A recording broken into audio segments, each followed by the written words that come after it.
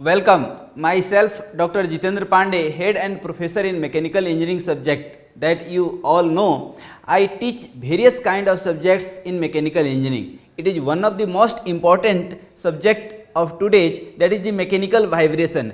What is the scope and what about the concept of the mechanical vibration that I am going to discuss.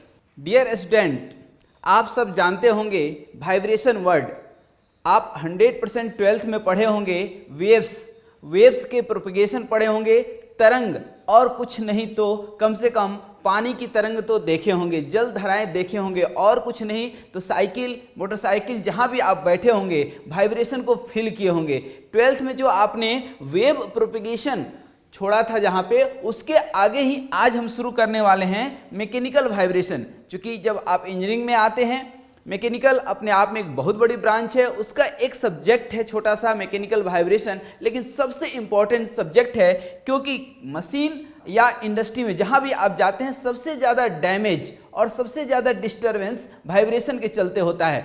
कहीं भी unwanted noise हो, आपको अच्छा नहीं लगता है। यही यदि कोई गिटार बजाए, कोई ढोल बजाए, यदि लयबद्ध होकर के बजाए तो सुनने में बहुत अच्छा लगता है, लेकिन कोई थाली पीटने लगे, इवन ढोल ही पीटने लगे, यदि उसमें लय नहीं हो, कोई फ्रीक्वेंसी नहीं मैच करे, यदि उसकी फ्रीक्वेंसी आपके ब्रेन के फ्रीक्वेंसी से मैच नहीं करे, that is totally unwanted, that looks like disturbance. उस डिस्टर्बेंस को ही हम यहाँ पे बोलते हैं वाइब्रेशन। वाइब्रेशन का दोनों कॉन्सेप्ट है।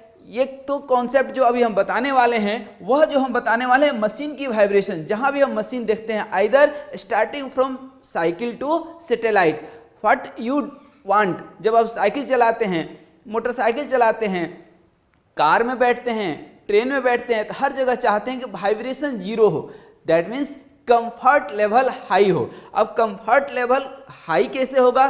दो ही तरीका है, एक तो कंफर्ट एर्गोनॉमिक्स, उस टॉपिक पे अभी हम नहीं जा रहे हैं। दूसरा टॉपिक है हमारा वाइब्रेशन। जिस मशीन की भी हम बात करें, उसमें वाइब्रेशन जितना कम होगा उतना आप कंफर्ट फील करेंगे। वाइब्रेशन आप जीरो नहीं कर सकते हैं, you cannot reduce it to zero, but you can reduce up to some extent. चाहे वह कार हो, ट्रैक्टर हो, यदि आप कभी ट्रैक्टर में बैठे हो, कभी कार में बैठे हो, दोनों का कंफर्ट लेवल बिल्कुल अलग है। रीजन क्या है? सिर्फ और सिर्फ क्या है? वाइब्रेशन। तो बेसिकली यदि हम कहें तो दुनिया का कोई भी ऑटोमोबाइल कंपोनेंट हो, कोई भी मशीनरी हो, कोई भी इंडस्ट्री हो, वहां पे वाइब्रेशन है। इवन हम यदि बोल रहे हैं, if it is unwanted noise है, that is also one kind of vibration. अब हम यदि बात करें मशीन की, तो मशीन में बहुत तरह के वाइब्रेशन होते हैं, जैसे रेसिप्रोकेटिंग वाइब्रेशन हो सकता है, रोटेशनल वाइब्रेशन हो सकता है, ट्रांसलेशनल हो सकता है, ये सब अभी हम लोग देखेंगे। लेकिन इसका एक मेन जो काउज है, that is the roughness. Vibration ये मत समझिएगा कि हमेशा हानिकारक होता है, it is also useful. There may be useful vibration and harmful vibration. यदि हमारी बातें सुनने में आपको अच्छी लग रही है, दैट इज यूजफुल। सुनने में अच्छी नहीं लग रही है, then it may be harmful. Not only one kind, it is also wastage of the time.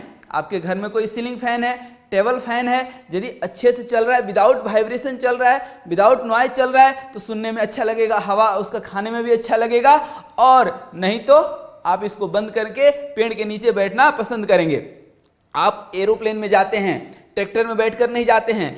क्यों ऐसा करते हैं? क्योंकि कंफर्ट इसलिए नहीं है कि आपका एरोप्लेन में वाइब्रेशन नहीं है, बहुत ज़्यादा है, लेकिन that is the external kind of vibration. आप जहां बैठे हैं वहां पे वाइब्रेशन इसलिए नहीं है क्योंकि वहां पे आइसोलेशन प्रोवाइड हम कर चुके हैं। इस तरह से अब हम यदि आएँ तो वाइब्रेशन जो आपने 12th क्लास में देखी, उसमें दो तीन जो सिंपल पेंडुलम आप पढ़े होंगे, फ्रीक्वेंसी का वाइब्रेशन पढ़े होंगे, वेव प्रोपेगेशन पढ़े होंगे, वहाँ पे वाइब्रेशन आप देखे होंगे। वही वाइब्रेशन आज हम यहाँ पे थोड़ा सा डिस्कस करने वाले हैं। दूसरा, आपको कई बार लगता होगा कि किसी ब्रिज से होकर के जब आप जाते हैं, गुजरते हैं, तो वहाँ भी आपको वाइब्रेशन फील होता होगा। बचपन में आप जरूर पढ़े होंगे कि किसी ब्रिज पे सैनिक को कदम ताल से चलने के लिए मना करते हैं। उसका वजह सिर्फ यही है, रेजोनेंस। क्यों? कि जब सैनिक चलेगा तो उसकी अपनी फ्रीक्वेंसी होगी और ब्रिज की अपनी फ्रीक्वेंसी होगी, दोनों यदि मैच जहां पे हो गया वहां पे क्या होगा, रेजोनेंस। कहते हैं ना जब दो बड़े लोग बात करें तो बीच में नहीं बात करना चाहिए, वहां भी रेजोनेंस होता है, but that comes under life management, it comes under civil construction. Again mechanical में यदि हम बात करें, मशीनरी में there is also vibration.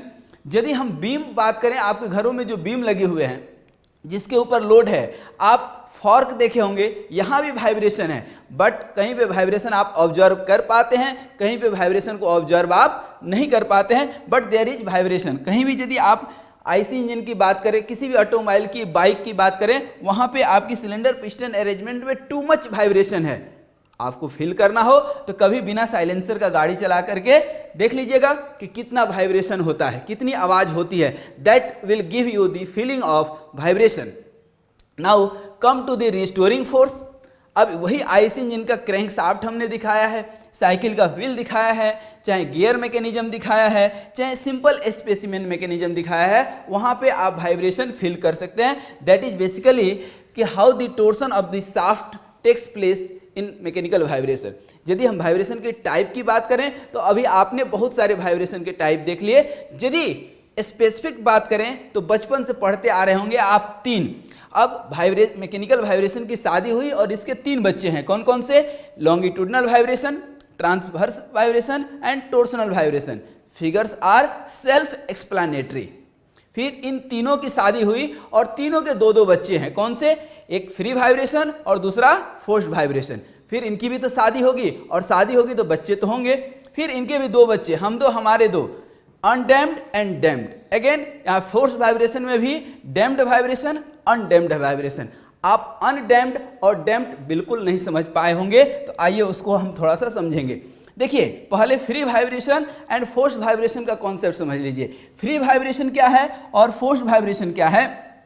Free vibration ये होता है कि हम किसी पत्थर से किसी आयरन बॉडी पे या एक ढोलक पे एक बार आपने बजा दिया, फिर क्या होगा, धीरे धीरे वो बजेगा, धीरे धीरे वो साइलेंट हो जाएगा। लेकिन यदि आप कंटिन्यूअस बजाते जा रहे हैं, that will be forced vibration.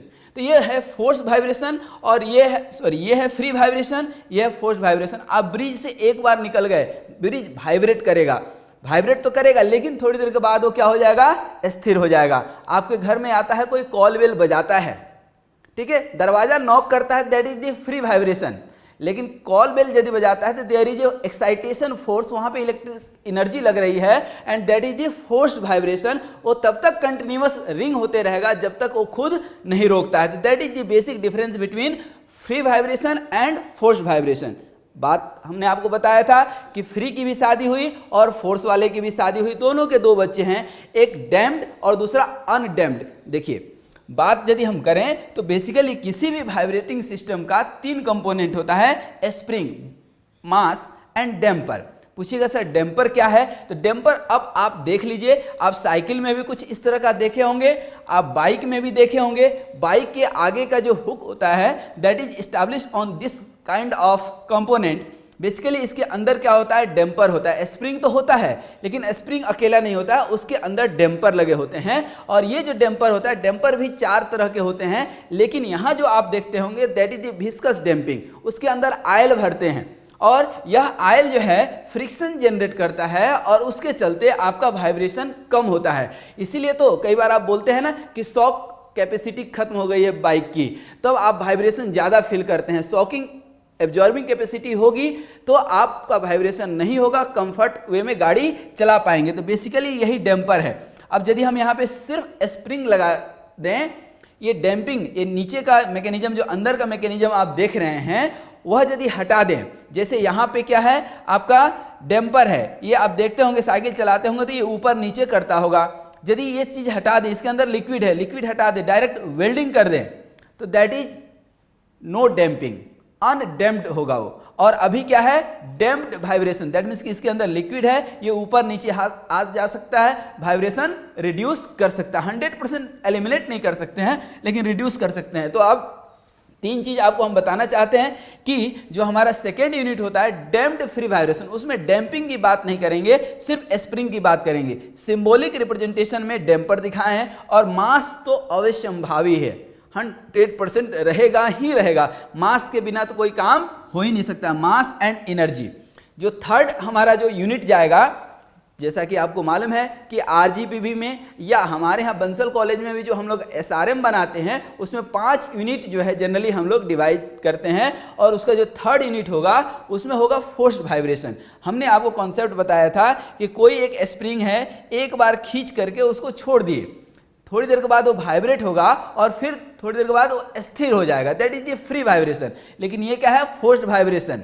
हम तब तक स्थिर इसको नहीं छोड़ेंगे, इसको हम वाइब्रेट करते रहेंगे, जानबूझ करके करते रहेंगे, या कोई इलेक्ट्रिक मोटर लगा देंगे या कोई ऐसा मैकेनिज्म लगा देंगे कि it will remain continued, that is the forced vibration. ठीक है, अब इस फोर्स्ड वाइब्रेशन के आप कॉन्सेप्ट अभी तक नहीं पढ़े होंगे जो कि मैकेनिकल वाइब्रेशन में पढ़ते हैं।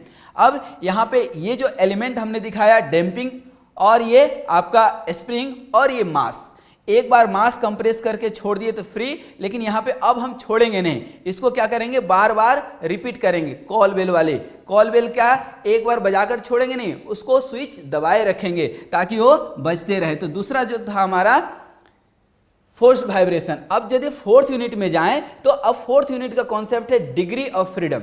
डिग्री ऑफ फ्रीडम क्या होती है, basically it is the independent parameter by which we can control the motion of a mechanism. Mechanism that means की कंपोनेंट या कोई लिंक। अब ये जितने लिंक हैं, जितने पार्ट्स हैं, इसकी यदि मोशन कंट्रोल करने की बात करें तो कितने तरीके से आप कंट्रोल कर सकते हैं, that is the degree of freedom, मतलब फ्रीडम टू मूव। अब यहाँ पे फ्रीडम टू मूव की यदि बात करें तो यहाँ पे अभी तक जितना हम लोग देखे पिछले क्लास में या पिछले स्लाइड्स में, वो क्या था, single degree of freedom. That means you have only one opportunity या one kind of motion to give the motion to the component. यहाँ पे दो तरह से आप मोशन दे सकते हैं। ये देखिए सिंगल डिग्री ऑफ फ्रीडम है, ये या तो इधर जा सकता है या इधर जा सकता है, और कोई तरीका यहाँ पे नहीं है। लेकिन यहाँ पे देखिए, यहाँ ये एक लिंक है, एक लिंक है, एक लिंक है, ये इलाहाबाद जाएगा, ये अहमदाबाद जाएगा, ये भोपाल जाएगा, ये दिल्ली जाएगा, क्योंकि सब इंडिपेंडेंट है, कोई कहीं भी मूव कर सकता है। तो यहाँ पे ये क्या हो गया, मल्टीपल डिग्री ऑफ फ्रीडम।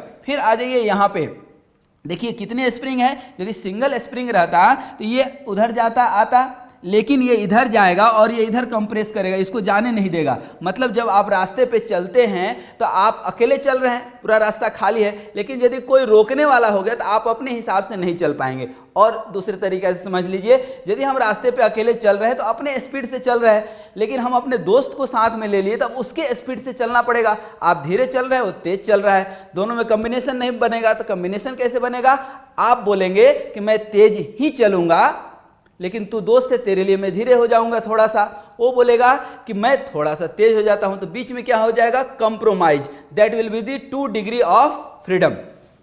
अब इसके आगे बढ़ेंगे तो फिफ्थ और सबसे इंपॉर्टेंट यूनिट है हमारी नॉइज इंजीनियरिंग। आज दुनिया में सब लोग नॉइज प्रॉब्लम से, आप बाइक में बेवजह जब हॉर्न मारते हैं तो सामने वाले का गुस्सा कभी देख लीजिए, दैट इज द नॉइज। किसी इंडस्ट्री में जाते हैं, बहुत ज़्यादा हल्ला हो रहा हो तो हम लोग बात तक नहीं कर पाते हैं, that is the noise. Noise है क्या, basically any kind of unwanted sound. सुबह की चिड़िया की वही आवाज़ बहुत अच्छी लगती है, लेकिन कोई कर्कश आवाज़, कौवा आकर के बोलने लगे, कौवा बहुत चतुर है, चालाक है, लेकिन उसकी आवाज़ अच्छी नहीं लगती है, कोयल की आवाज़ अच्छी लगती है, दैट इज द पिचिंग। तो यही नॉइज इंजीनियरिंग है। तो फिफ्थ यूनिट में हम लोग noise engineering basically mechanical machinery में कहाँ पे नॉइज को हम रिड्यूस कर सकते हैं, कैसे कैसे रिड्यूस कर सकते हैं, कैसे वाइब्रेशन एब्जॉर्बर लगा सकते हैं, कैसे आइसोलेशन लगा सकते हैं कि इस नॉइज को कम हम लोग कर पाएँ।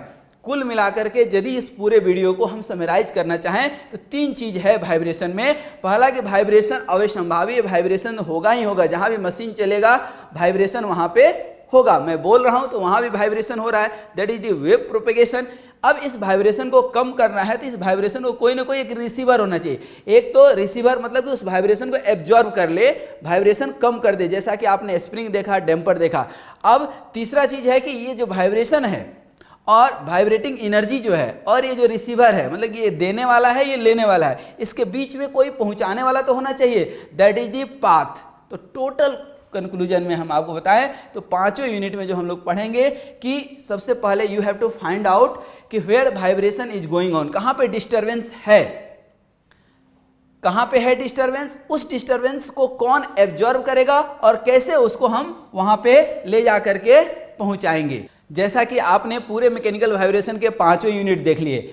अब ये एक इंट्रोडक्टरी वीडियो था जो हमने आपको बताया। 5 यूनिट का वीडियो एक में तो समेटा नहीं जा सकता है, ये तो सागर है। ये इसमें कम से कम 20 to 30 वीडियो इन सीक्वेंस रहेगा। तो मेरा ये रिक्वेस्ट है कि पूरे 20 to 30 वीडियो कंसेक्यूटिवली देखिए ताकि आपका मैकेनिकल वाइब्रेशन का कॉन्सेप्ट क्लियर हो सके। फिर भी यदि कहीं डाउट होता है तो I am here to guide you.